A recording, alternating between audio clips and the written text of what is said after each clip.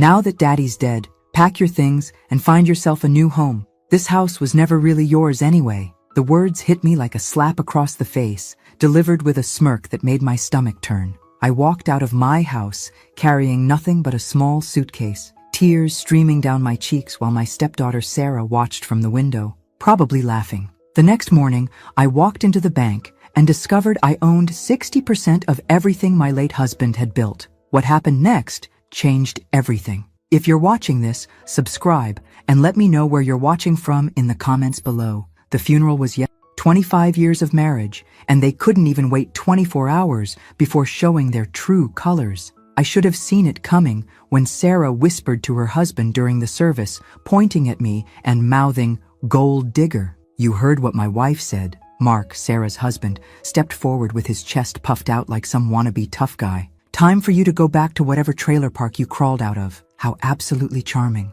I'd helped raise this man's children, been paying their private school tuition from my personal account for 3 years, and this was my thank you. Clearly, gratitude runs in the family. "I'll give you 30 minutes to pack," Sarah announced, checking her phone like I was some kind of appointment she needed to squeeze in. Then Mark's calling the police. The neighbors were probably having a field day with this drama. Mrs. Patterson from next door kept peeking through her curtains. I gave her a little wave, might as well give her a good show for her entertainment dollar. "This is my father's house," Sarah continued, her voice getting louder with each word. "You were just the hired help who got lucky." Hired help. 25 years of marriage reduced to hired help. I bit my tongue so hard I tasted blood, but managed to keep smiling. If only she knew what I knew. I packed my suitcase in silence while they watched me like vultures circling roadkill. Sarah even had the nerve to follow me around, making sure I didn't steal anything, as if I'd want their tacky decorations and discount furniture. "Don't even think about taking any of Mom's jewelry," she snapped when I walked past her mother's old jewelry box. I paused and looked at her with the sweetest smile I could manage. "Wouldn't dream of it, dear." The irony was absolutely delicious. If only she knew what Robert had really left me. As I walked out the front door, Mark called after me. "Don't bother coming back for anything else. We're changing the locks tonight." I turned around one last time and saw Sarah in the doorway, arms crossed, looking absolutely victorious. She actually had the audacity to smile and wave goodbye like she was seeing off a guest who'd overstayed their welcome. That night, I cried myself to sleep in a cheap motel room. But by morning, I had a plan. And unlike Sarah's brilliant life strategies, mine was actually going to work. The bank opened at 9 sharp. I was their first customer of the day, armed with my marriage certificate and identification. The manager, Mr. Davidson, had been handling our accounts for 15 years. His face went white when he accessed the estate records. "Mrs. Peterson," he said carefully, "your husband's attorney contacted us yesterday. The will reading is scheduled for next week, but I can share some preliminary information about accounts where you're listed as beneficiary." My heart was pounding as he pulled up the records. Time to see just how wrong Sarah had been about everything. "You're the primary beneficiary on several major accounts, and there's a private investment portfolio in your name that your husband funded over the years." I stared at the numbers on the screen. Robert had been setting money aside for me for decades, money Sarah knew nothing about. Apparently, the hired help was about to become very well compensated. "There's something else," Mr. Davidson continued, his voice dropping to a whisper. "Your husband added you as a signatory on the children's trust accounts last year. The records show some highly unusual activity."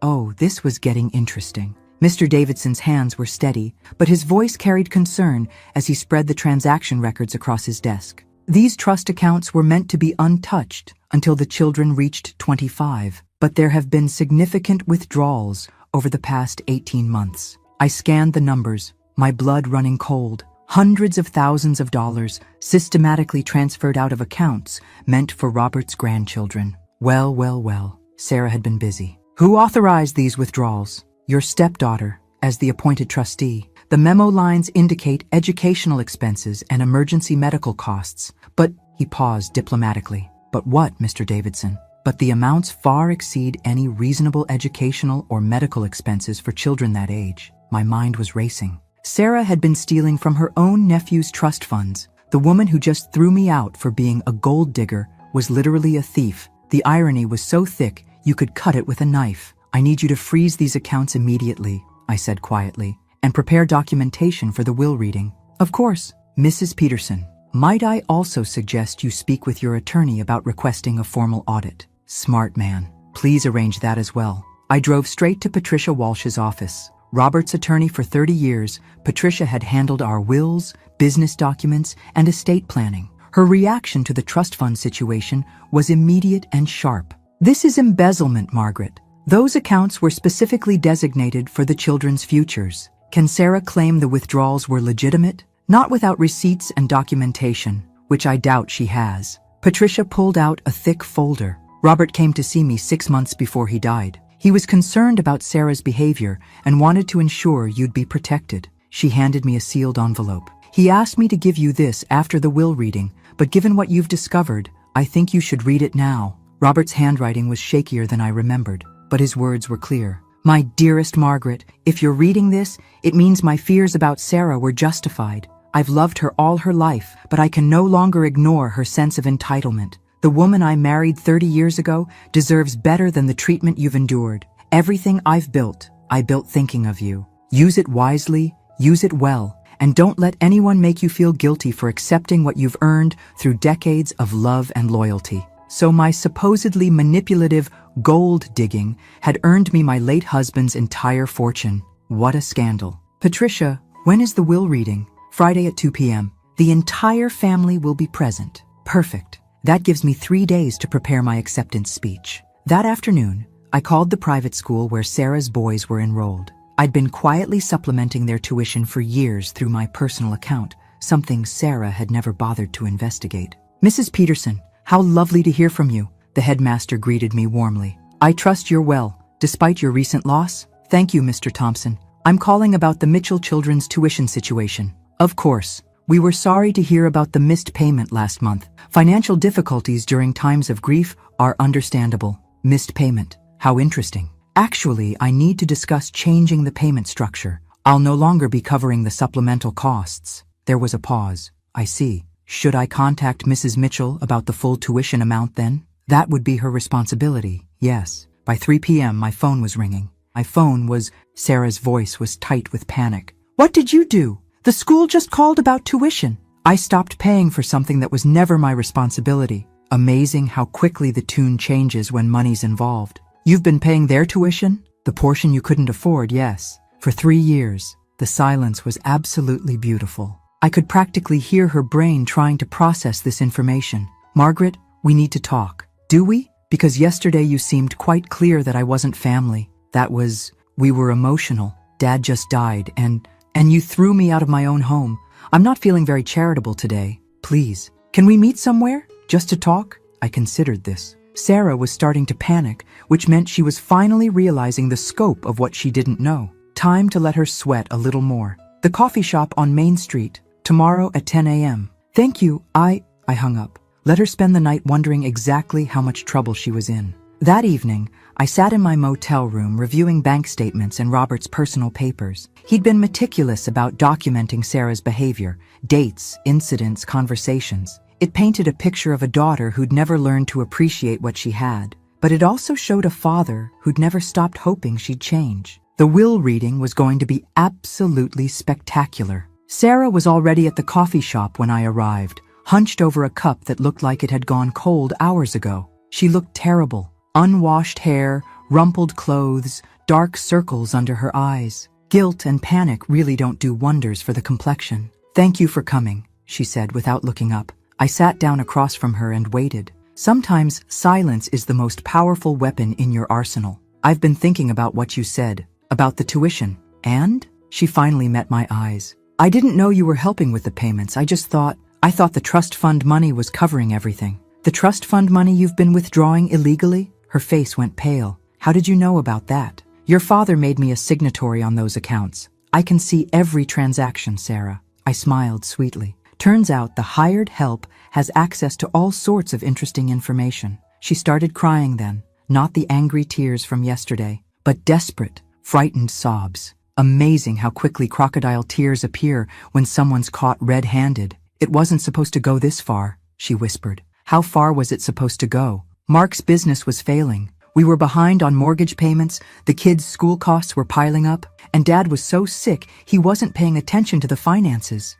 So you decided to steal from your children's inheritance? I was going to pay it back. Once Mark's business recovered, or when the main inheritance came through, I pulled out my phone and showed her the bank statements Mr. Davidson had provided. Sarah, you've taken nearly $300,000 from those accounts over 18 months. The number hung in the air like a death sentence. Her face went from pale to green. That's not possible, she stammered. $5,000 here for educational expenses that went to your mortgage payment. $10,000 there for medical emergencies that funded your vacation to Hawaii. $20,000 for tutoring services that paid off Mark's credit cards. Each example hit her like a physical blow. I was almost starting to feel sorry for her. Almost. I was protecting the family. Dad's medical bills were astronomical. Your father's medical bills were covered by insurance. I have those records too. Really? Did she think I was born yesterday? She buried her face in her hands. Oh God,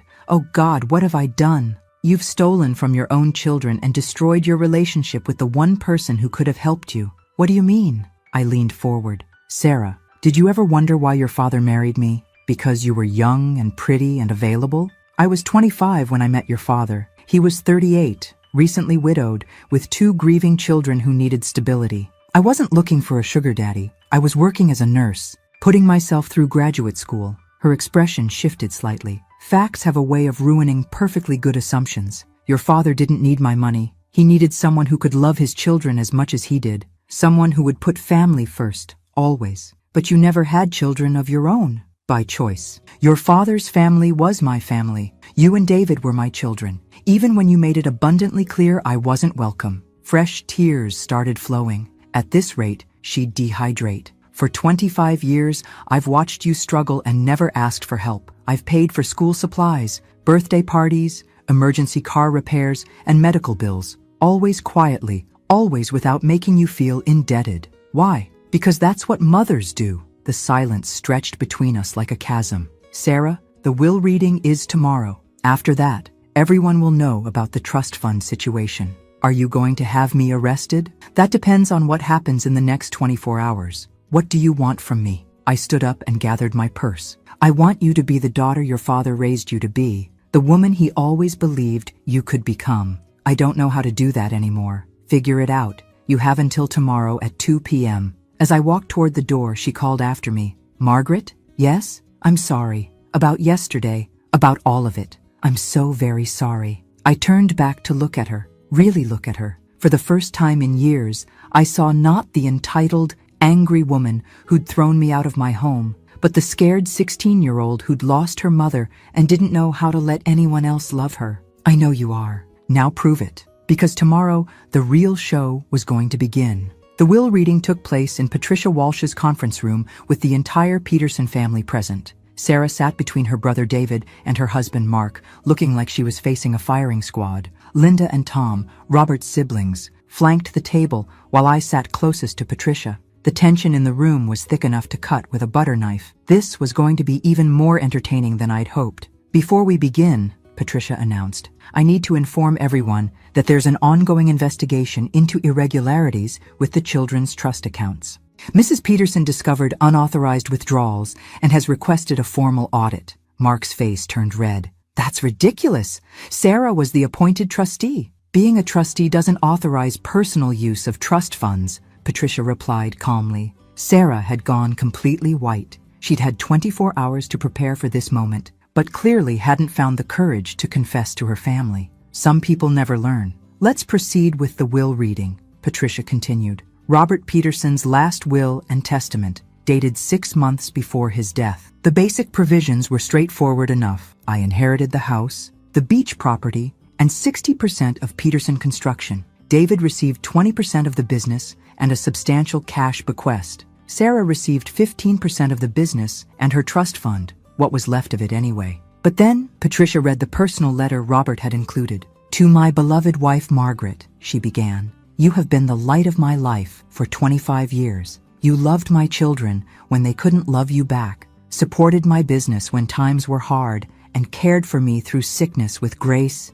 and devotion. Everything I leave you, you have earned 10 times over. Mark was scowling like someone had forced him to eat lemons, but David and Linda were nodding appreciatively. To my daughter Sarah, Patricia continued, I love you deeply, but I cannot ignore your sense of entitlement or your treatment of my wife. Margaret has been more of a mother to you than you ever allowed her to be. I pray that someday you will see her worth and your own behavior clearly." Sarah's tears were flowing freely now.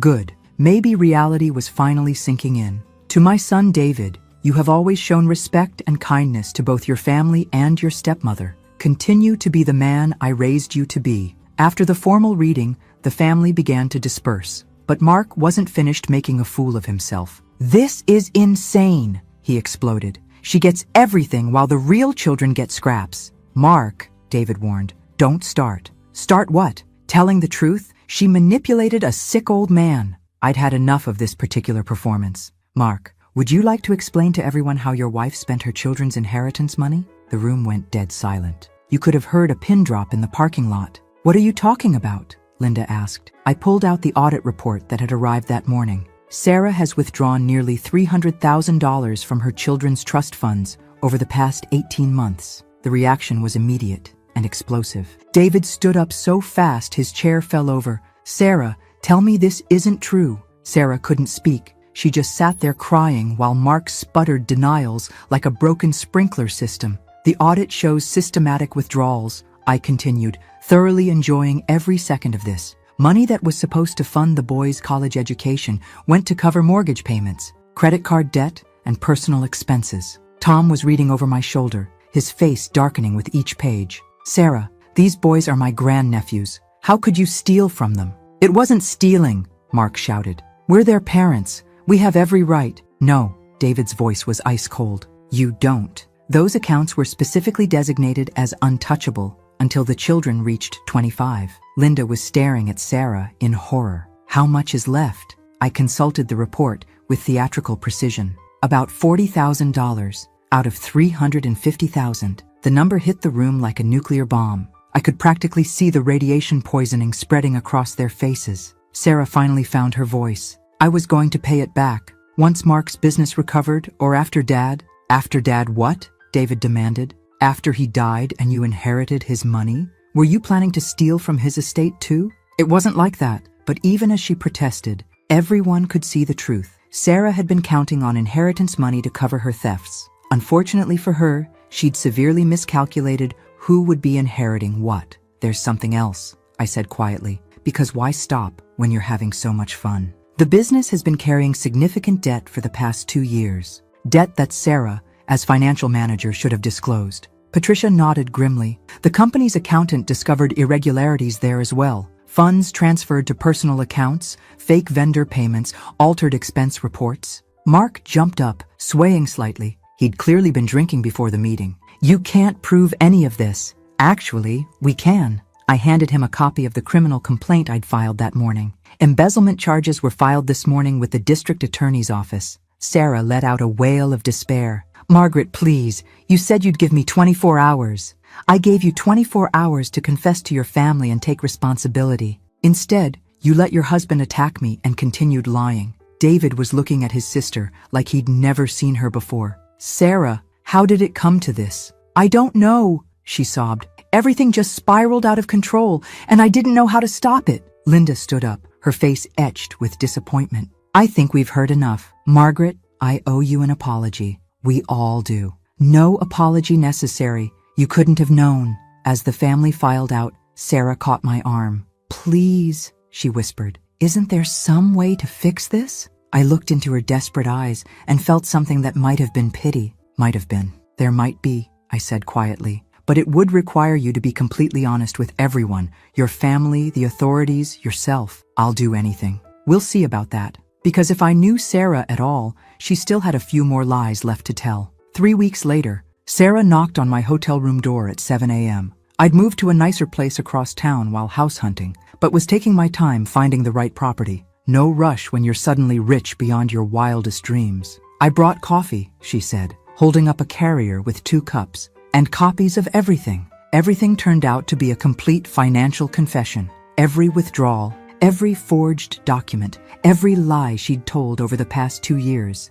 She'd also brought documentation of Mark's gambling debts, which explained where much of the stolen money had actually gone. How delightfully predictable. "The prosecutor wants to meet with you tomorrow," she said, settling into the chair across from my small table. My attorney thinks if I cooperate fully and make restitution, I might avoid prison time. And Mark? Mark is no longer my problem. She held up her left hand, showing the absent wedding ring. I filed for divorce yesterday. Well, that was unexpected. Are you sure about this, Sarah? He's been gambling away our future for years. The business failures, the constant need for money, it was all to cover his addiction. She took a shaky breath. I convinced myself I was protecting my family, but I was really enabling his destruction of it. I studied her face, looking for signs of manipulation or self-pity. What I saw instead was exhaustion and something that might have been genuine remorse or really good acting. With Sarah, it was always hard to tell. The boys don't know yet, she continued.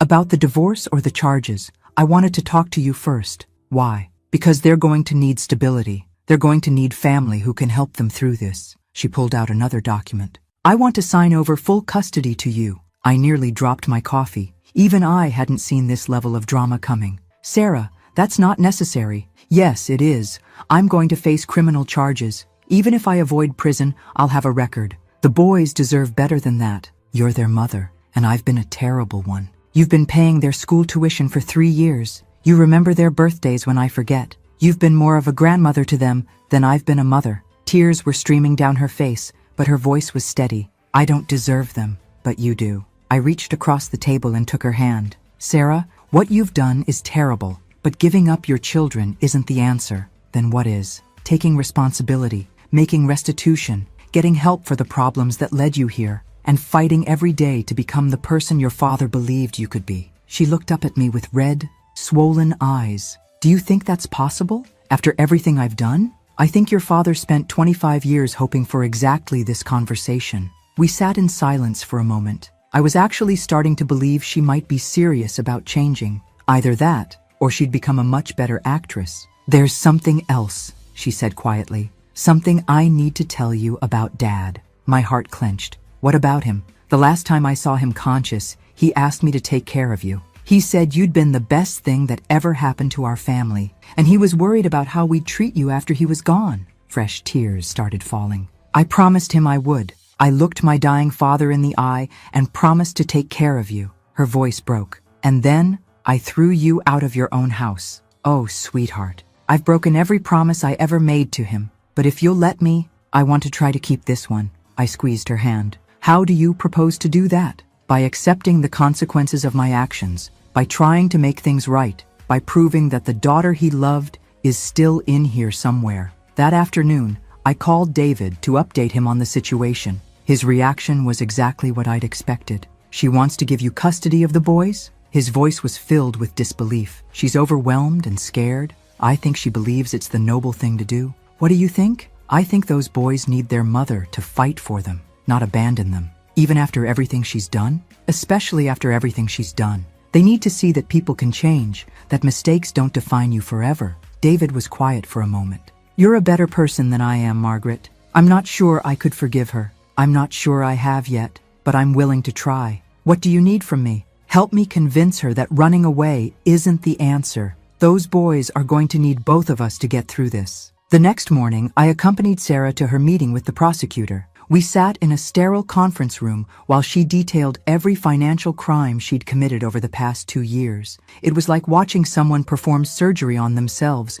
without anesthesia. Mrs. Mitchell, the prosecutor said when she finished, your cooperation is noted. However, the amount of money involved makes this a felony case. I understand, Sarah replied quietly. Your attorney has proposed a plea agreement. 3 years probation, complete restitution, and 1,000 hours of community service. Sarah looked at me questioningly. I nodded slightly. It was better than prison, which was where she deserved to be. I accept, she said. There's one more condition, the prosecutor added. You'll be required to attend financial counseling and submit to regular auditing of your personal finances for the duration of your probation. Of course. As we left the courthouse, Sarah turned to me. Thank you for being there. This is just the beginning, you know. The hard work starts now. I know. But for the first time in years, I feel like I might actually be able to do it. That evening, we sat down with Tyler and Jake to explain what was happening. The boys, now 15 and 17, were old enough to understand the basics. Your mother made some serious mistakes with money, I told them gently. She's going to work very hard to fix them, but it means some changes for your family. Are you getting divorced? Tyler asked directly. Sarah took a deep breath. Yes, your father and I are getting divorced. Because of the money stuff? Because of a lot of things that have been wrong for a long time. Jake, the older boy, looked at me. Grandma Margaret, are you going to help us? The title still made my heart skip. Always. We're family, no matter what. Good, he said simply. Because Mom's going to need help figuring out how to be normal. Out of the mouths of babes. Sometimes teenagers are the wisest people in the room. The house sold faster than expected. The new owners wanted to close in 2 weeks, which meant Sarah had to find a place for her and the boys immediately. With her credit destroyed and facing criminal charges, options were limited. What a shame. Really broke my heart. I found an apartment, she told me over coffee. This had become our weekly tradition. It's small, but it's clean,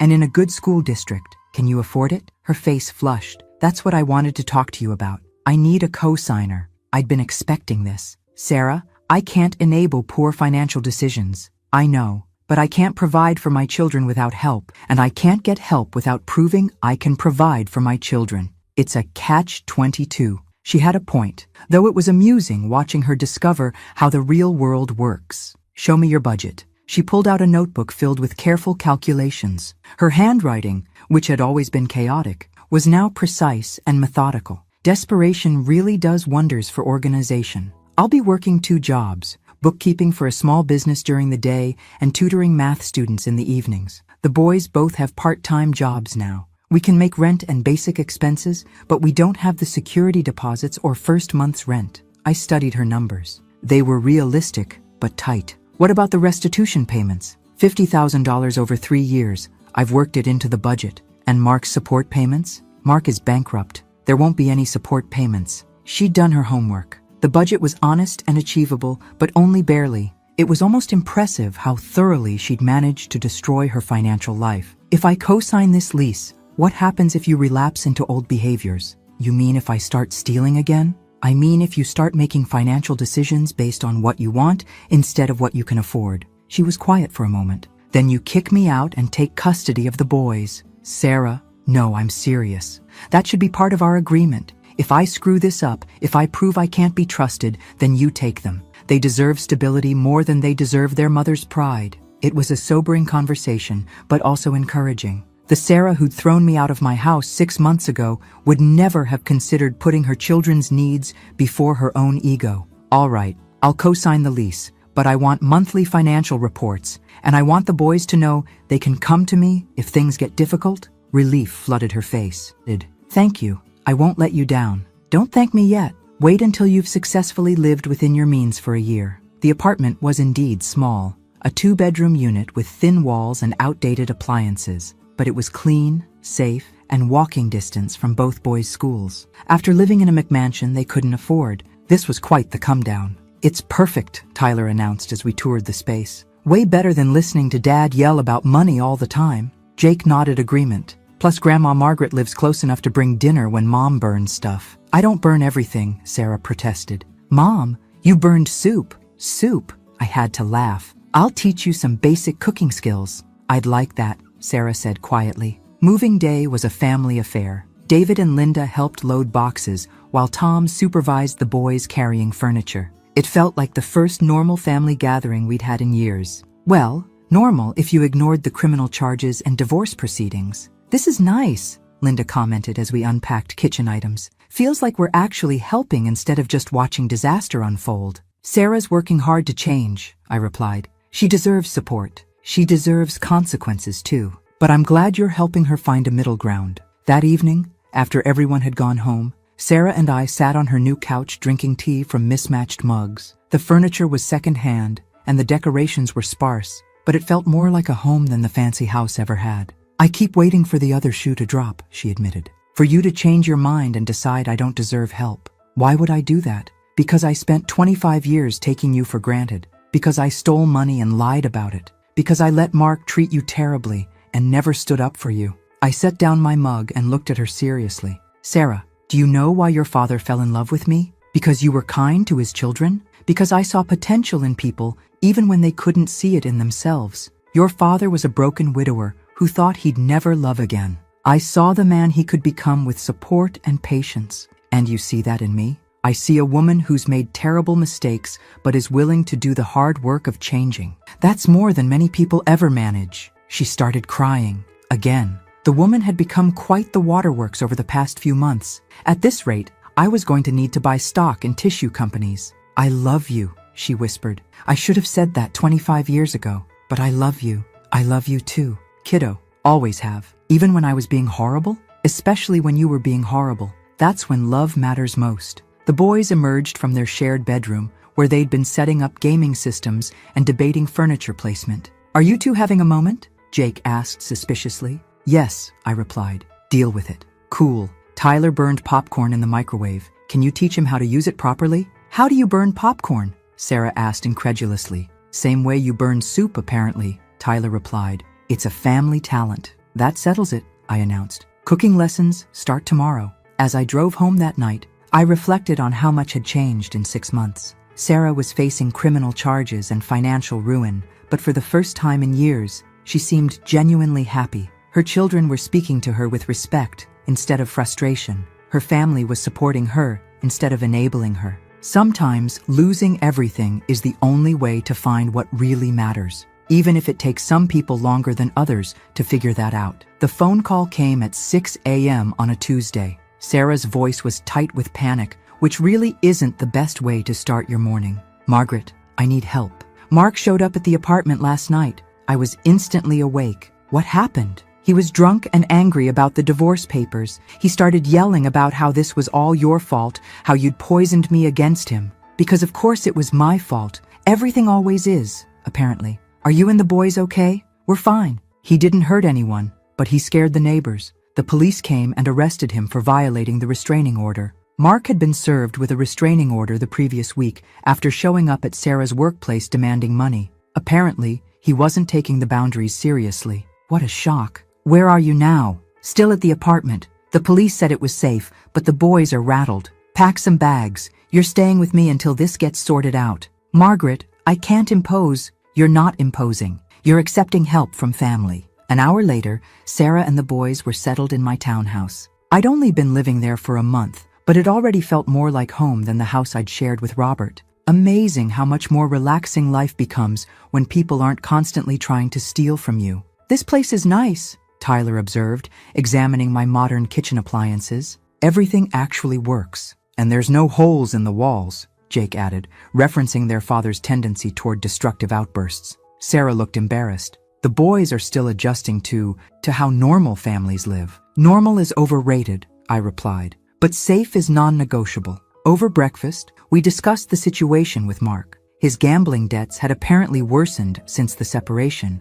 and he was becoming increasingly desperate for money. Desperation makes people dangerous and stupid. He keeps saying the boys' trust fund money belongs to him, Sarah explained. He can't understand that it's gone. Does he know about the criminal charges? He knows, but he thinks it's all a misunderstanding. He told the police that you manipulated me into confessing to things I didn't do. I nearly choked on my coffee. The audacity was breathtaking. Excuse me? Mark's version of reality has become flexible. He's convinced that you're the villain in this story. Well, at least he's consistent in his delusions. The boys were listening to this conversation with expressions of disgust that would have been funny under different circumstances. Dad's been acting crazy for months, Jake said bluntly. Even before you threw him out, Mom. He'd stay up all night gambling online, then sleep all day instead of working. We're glad you divorced him, Tyler added. He was making everyone miserable. It was sobering to hear 15 and 17-year-olds speak so matter-of-factly about their father's dysfunction,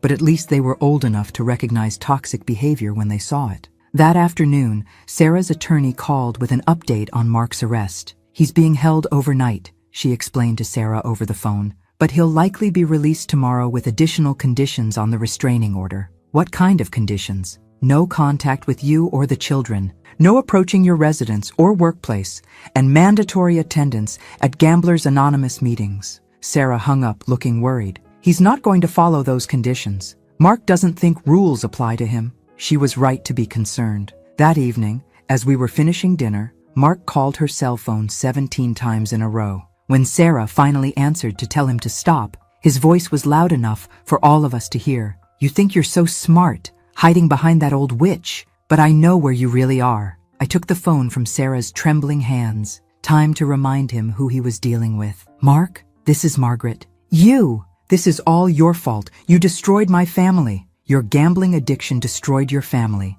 Sarah and the boys are safe, and they're going to stay that way. I have rights. Those are my children. Those children have the right to live without fear, something they haven't had in years. I hung up and immediately called the police to report the violation of the restraining order. He'll be arrested again within the hour, the officer assured me. This time, bail will be set higher. How long can this continue? Until he gets help or until he commits a more serious crime that lands him in prison long term? Not exactly reassuring, but at least he'd be someone else's problem for a while. That night, as Sarah tucked the boys into the guest beds, I could hear her talking quietly with them about safety plans and emergency procedures. It broke my heart that children should need such conversations about their own father. Grandma Margaret? Tyler appeared in my kitchen doorway in his pajamas. What's up, kiddo? Is Dad going to keep trying to hurt us? I knelt down to his eye level. I don't know what your father is going to do, but I know that your mother and I are going to do everything possible to keep you safe. Good. Because Mom's been happier in the past few months than she's been in years. Dad was always making her cry, out of the mouths of babes. Indeed. Tyler, do you understand why your parents got divorced? Because Dad's sick in his head and won't get help, and because Mom finally got smart enough to stop letting him hurt us. 15 years old, and he understood family dysfunction better than most adults. Your mother loves you very much. She made some bad choices, but she's working hard to do better. I know. She's different now. Like, she actually listens when we talk instead of always worrying about Dad's next meltdown. How do you feel about that? It's weird, but good. Like maybe we can be normal people now. The next morning brought news that Mark had been arrested again for violating the restraining order. This time, the judge set bail at $50,000, money he didn't have. He'll probably be in jail for at least a week, Sarah's attorney explained. That should give us time to file for an emergency custody order. What does that mean? Sarah asked. It means we ask the court to grant you temporary full custody based on his pattern of threatening behavior. If approved, he'd need supervised visitation only. Sarah looked at me questioningly. I nodded encouragingly. Do it, she said firmly. My children's safety comes first. As we left the attorney's office, Sarah seemed more confident than I'd seen her in months. Thank you, she said as we walked to the car. For protecting us, for giving us a safe place to stay, for helping me find the courage to do what's right. You're doing the hard work, kiddo. I'm just providing backup. Still, I don't know how I would have gotten through this without you. That evening, the boys helped me cook dinner, while Sarah worked on her tutoring assignments at the kitchen table. For the first time in years, the Peterson family felt like an actual family. It only took a theft investigation, criminal charges, and a restraining order to get us here. Tyler was carefully chopping vegetables while Jake stirred pasta sauce, both of them chattering about school and friends and normal teenage concerns instead of adult problems. This is nice, Sarah observed, looking up from her papers. Peaceful. Weird how much easier life gets when you're not constantly managing crisis, I replied. Yeah, who knew that making good choices leads to good outcomes? Crazy concept, Jake deadpanned. Maybe you should write a book about it. How not to ruin your life. A guide by someone who definitely ruined her life, Tyler suggested. Sarah laughed, actually laughed, for the first time in months. Progress. Slow, messy, but undeniable progress. 4 months later, Sarah's probation officer was impressed enough to recommend early termination of some requirements. Sarah had made every restitution payment on time, completed her community service hours ahead of schedule, and maintained steady employment at 2 jobs. Apparently, the threat of prison really motivates some people. I'm proud of you, I told her, as we left the courthouse after her progress hearing. It feels weird, being proud of doing basic adult things. Basic adult things are harder than people think, especially when you're rebuilding your entire life from scratch. We stopped for coffee at our usual place, the same cafe where she'd first apologized to me months earlier. The waitress knew our order by now and brought it without being asked. Amazing how quickly you can establish new routines when your old ones involved felony theft. I have news, Sarah said, stirring sugar into her coffee. Good news. I'm listening. The accounting firm where I work part-time offered me a full-time position, with benefits. This was huge. Sarah had been working as a bookkeeper for a small business 3 days a week while tutoring high school students in the evenings. A full-time position would mean stability and the ability to quit the evening job. That's wonderful. When do you start? Next month. And Margaret, they know about my record. I told them everything during the interview process, and they hired me anyway. I reached across the table and squeezed her hand. Your father would be so proud. Do you really think so? I know so. He always believed in second chances and honest work. There's something else. She pulled out an envelope. Jake got accepted to State University with a partial scholarship. My heart swelled with pride. Jake had worked incredibly hard to bring his grades up after his parents' separation. Between his part-time job and intensive studying, he'd transformed himself from a struggling student to a strong college candidate. He'll still need help with expenses, Sarah continued, but between the scholarship, his savings, and what I can contribute, and what's left in the trust fund, I added. Actually, that's what I wanted to discuss with you. I've been making extra payments toward the restitution, and I've paid back about 60% of what I took, but I want to restore the boys' trust funds completely before Jake starts college. Sarah, that would take every penny you have saved. I know. But those accounts were never mine to touch. The boys deserve to have their grandfather's gift intact. How do you propose to pay for living expenses while making such large payments? She took a deep breath. I want to sell my mother's jewelry. This was significant. Sarah had treasured her mother's jewelry collection since she was 16, often talking about passing it down to future daughters-in-law. It was her most valuable possession and her strongest connection to her mother's memory. Are you sure about this? Mom would want her grandsons to have every opportunity for success. The jewelry is beautiful, but it's just stuff. Their education matters more. What about keeping some pieces for sentimental value? I thought about that. I want to keep her wedding ring and maybe one necklace. The rest can go to benefit the boys. That afternoon, we went to a reputable jewelry appraiser downtown. The collection was worth more than I'd expected, nearly $40,000. Apparently, Sarah's mother had excellent taste in both jewelry and men. This would completely restore the trust funds, the appraiser explained, with some left over for college expenses. Sarah signed the consignment papers without hesitation. Your mother would be proud of this choice, I told her, as we walked back to the car. You think so? I know so. She raised a daughter who finally learned to put family first. That evening, we gathered the boys to share the news about Jake's college acceptance and the trust fund restoration. Wait, Tyler said, processing the information. You're selling Grandma's jewelry to pay back money you stole from us? Sarah winced at the blunt description, but nodded. Yes, he paused, searching for words. That's actually pretty cool, Mom. Jake was staring at his acceptance letter with tears in his eyes. I can't believe this is real. Last year I thought I'd be lucky to graduate high school. Last year was a different life, Sarah replied. This year, we make better choices. Speaking of better choices, I interjected, I have an announcement of my own. All three of them looked at me expectantly. I've decided to establish a scholarship fund at the high school, the Robert Peterson Memorial Scholarship for students who've overcome family challenges. Like what kind of challenges? Tyler asked. Like having parents who made serious mistakes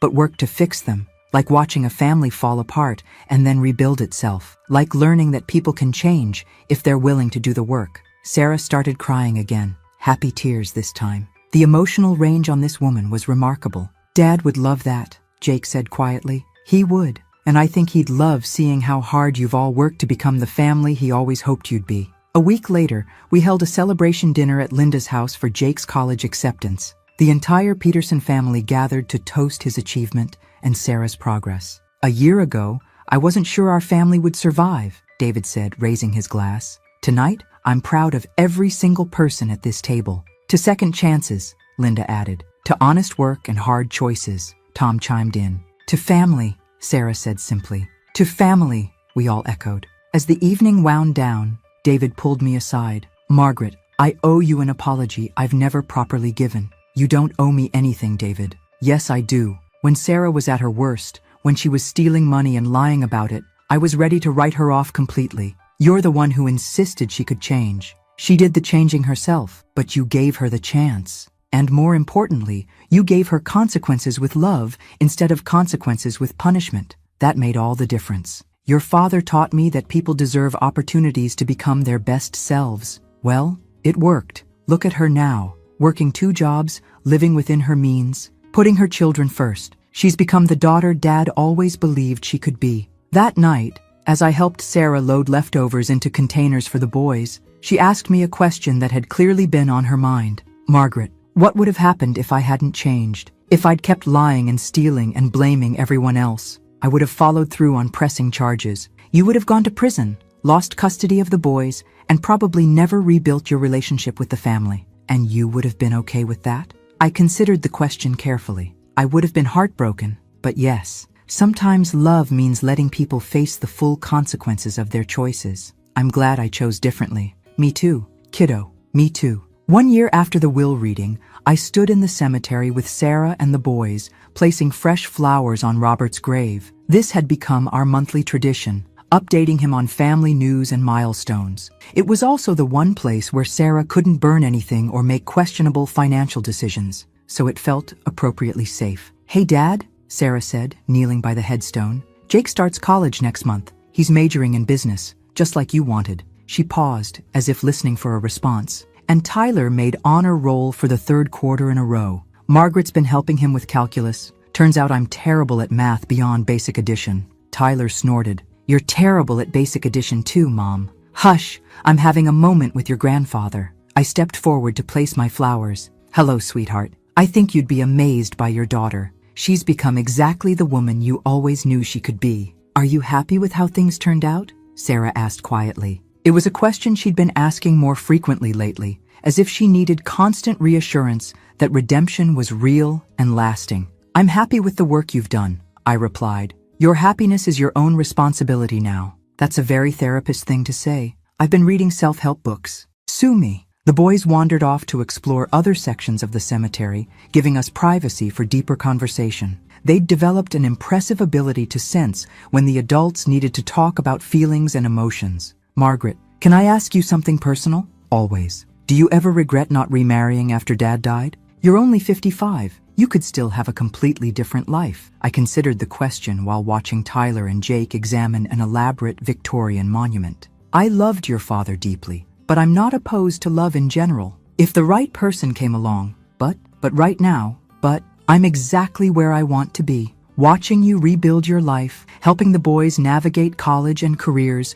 building relationships with the family I always hoped to be part of. This feels like the life I was meant to have, even though it took 25 years to get here, especially because it took 25 years. Easy victories don't teach you anything." Sarah was quiet for a moment, processing this. "I used to think Dad married beneath himself when he chose you, a nurse instead of someone from his social class. And now I think he married someone who understood that real worth comes from character, not circumstances." We sat on the bench near Robert's grave, watching the boys attempt to read weathered inscriptions on century-old headstones. "Sarah, do you remember the last conversation you had with your father? When he asked me to take care of you. Do you feel like you've kept that promise?" She was quiet for a long time, tears slowly forming in her eyes. "I'm trying to.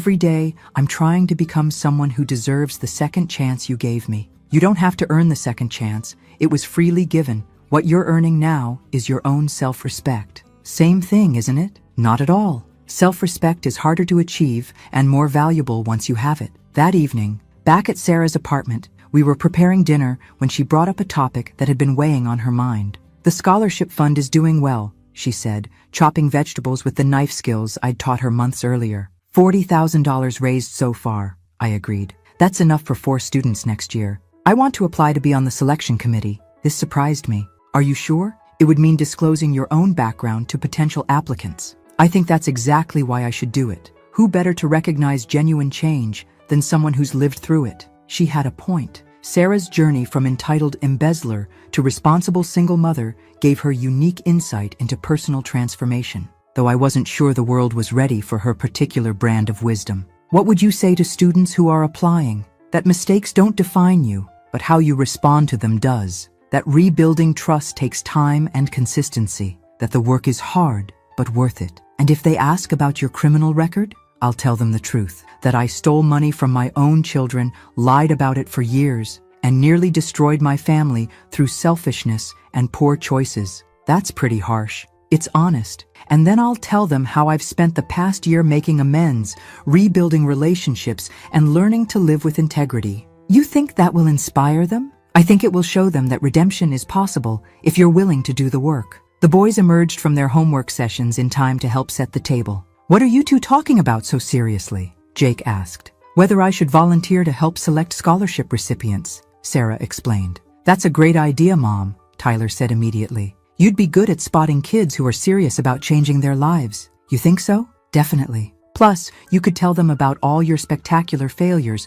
and how you fixed them. Sarah laughed. Thanks for the vote of confidence, kiddo. Mom, Jake said thoughtfully. Remember when you used to cry all the time and we never knew why? I remember. I'm glad you don't do that anymore. This is way better. What's way better? Having a mom who's proud of herself instead of ashamed all the time. The simplicity and accuracy of his observation was stunning. Sometimes, 17-year-olds see things more clearly than adults ever do. After dinner, as Sarah reviewed scholarship applications for the selection committee, I realized something important. She was no longer seeking redemption or approval from others. She was building a life based on her own values and goals. The transformation was complete. Now came the real test, maintaining it over time. 2 years after the will reading, I received an unexpected phone call from Mark. He'd been living in another state since the divorce, supposedly working on his gambling addiction and trying to rebuild his life. Or more likely, he'd run out of people to borrow money from and was expanding his search radius. Margaret, I need to talk to you about seeing the boys. You need to talk to Sarah about that. I'm not their guardian. Sarah won't take my calls. Have you considered that there might be a reason for that? There was a long pause. I know I messed up. I'm trying to make things right. Mark, what do you want from me? I want you to convince Sarah to let me see my sons. I've been clean from gambling for 8 months. I have a steady job. I'm going to therapy. And you think that entitles you to access to children you terrorized? They're my children too. I took a deep breath and tried to channel the patience Robert always showed when dealing with difficult people. Though to be fair, Robert never had to deal with anyone quite this delusional. Mark, the last time you saw those boys, you were drunk and violating a restraining order. The time before that, you were demanding money and threatening their mother. Why should anyone trust you now? Because I've changed. So has Sarah. The difference is, she's been proving it through consistent actions for 2 years. You've been absent. I had to get my life together first. Fair enough. But getting your life together doesn't automatically restore relationships you damaged. That requires trust building, and trust building takes time. He was quiet for a moment. Will you at least ask Sarah if she'd be willing to talk to me? I'll mention that you called. What she does with that information is up to her. That evening, I brought up Mark's call while Sarah and I were reviewing her monthly budget, a practice we'd maintained even though she no longer needed oversight. Old habits die hard, especially when those habits involve preventing financial catastrophe. He wants to see the boys, I told her. Sarah's expression tightened. What do you think? I think it's not my decision to make, but what do you think I should do? I considered this carefully. I think you should ask Tyler and Jake what they want. They're old enough to have opinions about their father. And if they want to see him, then you figure out a safe way to make that happen. Supervised visits, public places, clear boundaries. And if they don't want to see him, then you respect their choice and protect their right to feel safe. Sarah was quiet for a long time, staring at her budget spreadsheet like it held the answers to life's greatest mysteries. 2 years ago, I would have said yes immediately because I felt guilty about the divorce. Or I would have said no immediately because I was angry about his behavior. And now I want to make the decision based on what's actually best for my children, not what makes me feel better about myself. That evening, Sarah sat down with Tyler and Jake to discuss their father's request. I stayed in the kitchen, giving them privacy, but remaining close enough to provide support if needed. Dad wants to see us, I heard Sarah explain. He says he's been working on his problems and wants to rebuild our relationship. What kind of problems? Tyler asked skeptically. The gambling addiction, the anger issues, the financial irresponsibility. Has he paid back any of the money he cost us? Jake asked bluntly. Smart kid. Always go straight to the money question. No. Has he apologized for scaring us? Not to you directly, no. There was a long pause. I don't want to see him, Tyler said firmly. Maybe someday, but not now. Jake? Sarah asked. Same. He made our lives miserable for years. 8 months of therapy doesn't erase that. Are you sure? He is your father. So, that doesn't give him the right to hurt us and then demand forgiveness when it's convenient for him. I was proud of both boys for their clarity and self-advocacy. They'd learned not to set themselves on fire to keep other people warm. Sarah called Mark back that evening to relay the boys' decision. They're not ready, she told him, and I'm not going to force them.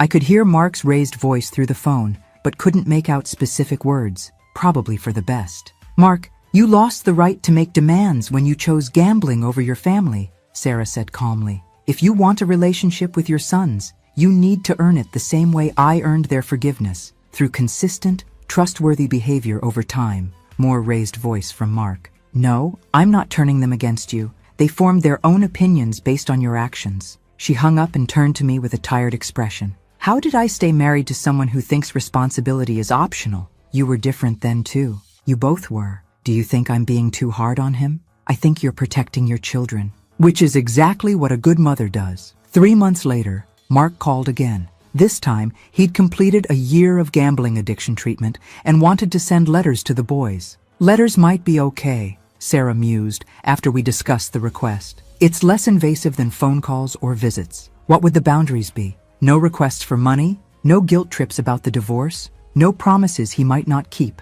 Just honest communication about his recovery and his feelings. She presented the idea to Tyler and Jake, who agreed to try receiving letters with the understanding that they didn't have to respond if they didn't want to. The first letter arrived a week later. I was present when the boys read it, ready to provide emotional support if needed, or witness protection, depending on how badly Mark had screwed it up. Mark's letter was surprisingly appropriate. He acknowledged his past behavior, took responsibility for the family's difficulties, and shared details about his recovery program without making demands or promises about the future. This is actually not terrible, Jake admitted after reading it twice. He didn't blame Mom for anything, Tyler observed. That's different. Are you going to write back? Sarah asked. Maybe. Let me think about it. That evening, Tyler did write a brief response. 2 paragraphs explaining that he was doing well in school and appreciated his father's honesty about past problems. Jake chose not to respond,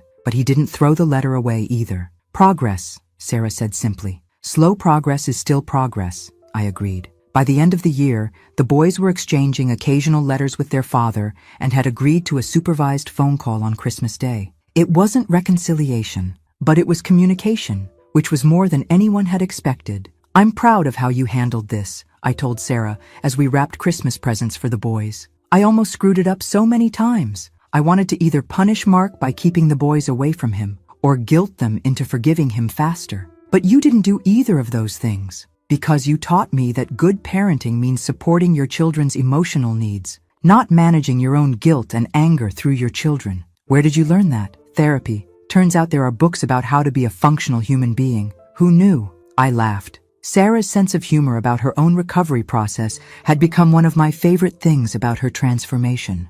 Your father would be so proud of the mother you've become. I hope so. I'm finally proud of myself, which is a start. Christmas morning brought another milestone. Jake announced he was changing his major from business to social work. I want to help families like ours, he explained. Families that are struggling but still have hope. That's a beautiful goal, I told him. I learned from watching you and Mom that sometimes the best help comes from people who've been through similar struggles. And sometimes, Tyler added, the best way to heal your own life is to help other people heal theirs. Out of the mouths of babes, indeed. Sometimes the next generation really does turn out better than the one before it. 5 years after Robert's death, I stood in the backyard of Sarah's new house, a modest 3-bedroom she'd purchased after being promoted to senior accountant at her firm. The entire Peterson family was gathered for the annual Robert Peterson Memorial Scholarship Barbecue, an event that had grown from a simple family dinner to a community celebration.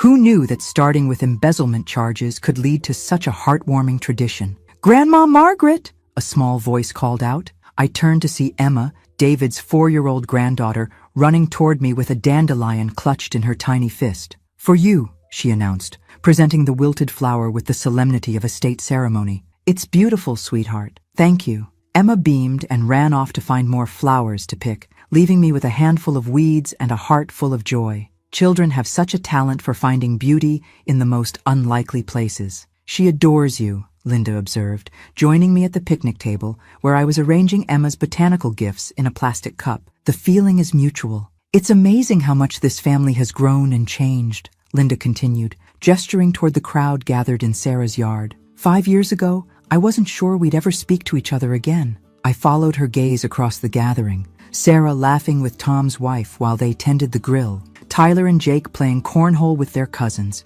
David pushing Emma on the swing set he'd installed that morning. Your brother would be amazed, I said. He'd be proud of all of us, but especially of you. Me? You held this family together when we were falling apart. You gave Sarah consequences when she needed them and support when she was ready to change. You turned an inheritance dispute into a story about redemption. Sarah did the hard work of changing, but you made it possible. There's a difference. Before I could respond, Sarah approached with a young woman I didn't recognize. Margaret, I want you to meet Jessica Torres. She's our first scholarship recipient to graduate college. Jessica was a petite young woman with serious eyes and a firm handshake. Mrs. Peterson, I can't thank you enough for the scholarship program. It literally changed my life. Tell me about yourself, I said, genuinely curious. I was 17 when my mom was arrested for drug possession. My dad had been gone for years, and I was basically raising my 2 younger brothers alone. I thought I'd have to drop out of high school to work full-time. What changed? Sarah found me crying in the guidance counselor's office and told me about the scholarship program. She also told me about her own story, how she'd made terrible mistakes but found a way to rebuild her life. I glanced at Sarah, who was listening with quiet pride. Sarah convinced me to finish high school and apply for college. The scholarship covered tuition, and she helped me find a part-time job that worked with my class schedule. What did you study? Social work, just like Jake. I want to help other kids who are dealing with family crisis. And your brothers? They're both in high school now, both honor students. They want to apply for Peterson scholarships when they graduate. Jessica's story was exactly what Robert had hoped for when I established the fund in his memory. Young people overcoming difficult circumstances through education and support. What's next for you? I asked. I start graduate school in the fall, and I'll be doing my internship with the County Family Services Department. Sarah offered to be my practicum supervisor. I looked at Sarah in surprise. You didn't mention you were supervising students. It's new. The university needed placement sites for students interested in financial counseling and family crisis intervention. Turns out my background makes me qualified to help. Your criminal background? My recovery background. There's a difference. Later that evening, after the guests had gone home and we'd finished cleaning up, Sarah and I sat on her back porch watching the sunset. 5 years ago, I never could have imagined sitting peacefully with the woman who'd thrown me out of my own home. 5 years, she said quietly. 5 years, I agreed. Do you ever think about what would have happened if I hadn't changed? If I'd kept lying and stealing and blaming everyone else? Sometimes, but I try not to dwell on alternate histories. I think about it all the time. How different everything would be if you just had me arrested and walked away. But you did change, and I didn't walk away. That's the history that matters. I used to think redemption was about earning forgiveness from other people. Now I know it's about becoming someone you can live with. I squeezed her hand. Your father would be so proud of who you've become. I hope so. I'm finally proud of myself. A comfortable silence settled between us as we watched fireflies begin to dance in the gathering dusk. There's something magical about summer evenings when you're surrounded by people you love, even if it took criminal charges to get everyone there. Margaret, can I ask you something I've been wondering about for months? Of course. Do you ever feel like Dad set this whole thing up? Like he knew exactly what would happen when he changed his will? I considered the question. Robert had been a chess player, always thinking several moves ahead. It wouldn't surprise me if he'd orchestrated this entire drama from beyond the grave. I think your father knew his family well enough to predict how people would react to his decisions. You think he planned for me to steal the money and get caught? I think he planned for consequences to have meaning. Whether you learned from them or not was up to you. That's very zen of him. Your father was a wise man who loved his children enough to let them face the results of their choices. Sarah was quiet for a moment, processing this. I'm glad he did. Even though it was the hardest thing I've ever been through, I'm glad it happened. Why? Because now I know who I really am when everything is stripped away, and I like that person. As the stars began to appear overhead, I reflected on the journey that had brought us here. 5 years ago, I'd been a widow thrown out of her own home by ungrateful stepchildren. Tonight, I was surrounded by family who valued and respected me, watching those same stepchildren raise their own children with love and integrity. Sarah? Yeah? Thank you. For what? For becoming the daughter your father always knew you could be. For giving me the family I always hoped to have. For proving that people can change if they're willing to do the work. She leaned over and hugged me tight. Thank you for not giving up on me when I'd given up on myself. I love you, kiddo. I love you too, Mom. Mom. After 27 years, she finally called me Mom. Robert's plan had worked perfectly. The old schemer had gotten exactly what he wanted, a family that actually acted like family, a wife who was respected and loved, and children who'd learned that character matters more than entitlement. It only took embezzlement charges, criminal prosecution, and 5 years of hard work to get us here. But it was worth every minute. Thanks for listening. Don't forget to subscribe and feel free to share your story in the comments. Your voice matters. Và thật lòng mà nói, cảm giác đó là hoàn toàn hợp lý. Bởi vì những câu chuyện này không chỉ là giải trí, chúng gắn với lịch sử thật, những khó khăn thật, những cảm xúc thật. Nên mình luôn cố gắng không bao giờ tiếp cận chúng một cách hời hợt. Mọi thứ trên kênh này, dù là hư cấu, đều được xây dựng từ sự cẩn trọng, từ việc học hỏi, từ việc lắng nghe, từ việc cố gắng thấu hiểu. Dù mình biết rằng mình sẽ không bao giờ hiểu hết được tất cả mọi thứ. Và điều đó rất là quan trọng với mình, bởi vì mình không ở đây để nói thay ai cả. Mình cũng không ở đây để thay thế cho tiếng nói của bất kỳ ai. Mình ở đây như một người kể chuyện, một người tin rằng nếu câu chuyện được kể bằng sự tôn trọng và chân thành thì nó có thể tạo ra sự kết nối thay vì chia rẽ. Và điều đó thực sự có ý nghĩa với mình. Mình cũng muốn bạn biết rằng mình luôn học hỏi. Mỗi bình luận, mỗi góc nhìn, mỗi phản hồi mình đều đọc, đều suy nghĩ và cố gắng cải thiện. Vì vậy nếu có điều gì mình làm chưa tốt, mình luôn sẵn sàng lắng nghe. Không phải để tranh luận, không phải để bảo vệ cái tôi, mà là để hiểu hơn và làm tốt hơn. Bởi vì cuối cùng, kênh này không phải là chỉ về mình. Nó là về những gì chúng ta có thể cùng cảm nhận được. Là về một không gian nơi tình yêu không bị giới hạn bởi màu da, bởi định kiến hay bởi những khuôn mẫu mà xã hội đặt ra. Là về việc cho thấy rằng sự kết nối, một sự kết nối thực sự có thể tồn tại ngay cả trong những hoàn cảnh mà người ta nghĩ là không thể. Và có lẽ thế giới này cần nhiều điều đó hơn nữa, nhiều sự thấu hiểu hơn, nhiều sự đồng cảm hơn, nhiều sự cởi mở hơn để nhìn nhau như những con người trước khi nhìn vào sự khác biệt.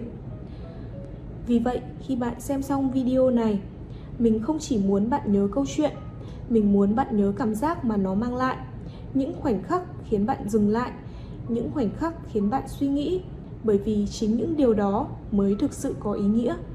Nó nhắc chúng ta rằng dù chúng ta khác nhau về xuất phát điểm, về văn hóa, về trải nghiệm, chúng ta vẫn có thể kết nối với nhau theo những cách vượt qua tất cả những điều đó.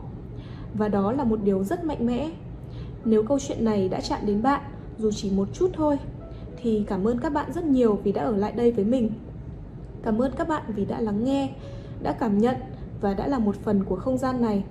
Và mình hy vọng các bạn sẽ tiếp tục đồng hành cùng mình trong những câu chuyện tiếp theo.